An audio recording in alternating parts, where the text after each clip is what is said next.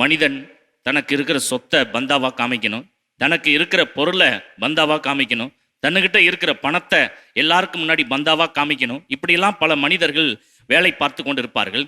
ஆனால் ஆண்டவர் தான் இருக்கிறதுலே பெரிய சொத்து, உரிமை சொத்து. ஆண்டவரே என் உரிமை சொத்து.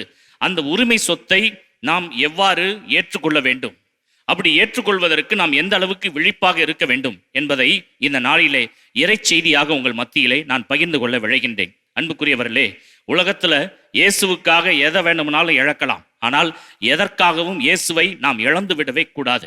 வேதத்திலே திருத்தூதர் பணி இயல் 27 வசனம் 29 ஒரு அழகான ஒரு செய்தியை பார்க்கின்றோம். பாறையில் எங்கேயாவது மோதிவிடுமோ என்று அவர்கள் அஞ்சி கப்பலின் பின்பகுதியிலிருந்து 4 நங்குரங்களை இறக்கி எப்போது விடியுமோ என ஆவலோடு காத்திருந்தார்கள். இப்போ ஒரு வசனத்தை நாம் சிந்திப்போம். பவுலடியாரோட 276 பேரு இவர்கள் இணைந்து இஸ்ரவேல் தேசத்திலிருந்து ரோமைக்கு போக ஆசைப்படுகின்றார்கள். இப்போ அந்த காலத்துல ஒரு இடத்துல இருந்து நடத்து போகணும்னாக்க கப்பலில் தான் போயாக வேண்டும். அப்ப இவர்கள் 276 பேர் பவுலடியாரோட சேர்த்து இவர்கள் இஸ்ரவேல் தேசத்திலிருந்து ரோமைக்கு போகின்ற வழியில திடீரென்று ஒரு காற்று, அந்த காத்துக்கு என்ன பேர் கொடுக்கப்படுகின்றது என்றால் இரோக்குளித்தோன் என்று சொல்லக்கூடிய ஒரு காற்று, கடும் காற்று.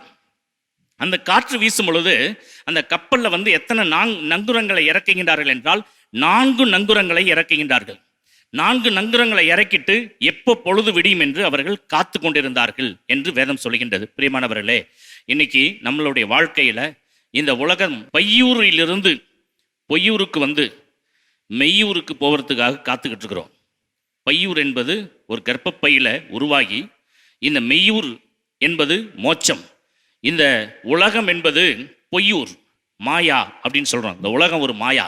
அப்ப பையூரிலிருந்து இந்த பொய்யூருக்கு மெய்யூருக்கு போவதற்காக நம்ம காத்து கொண்டிருக்கின்றோம்.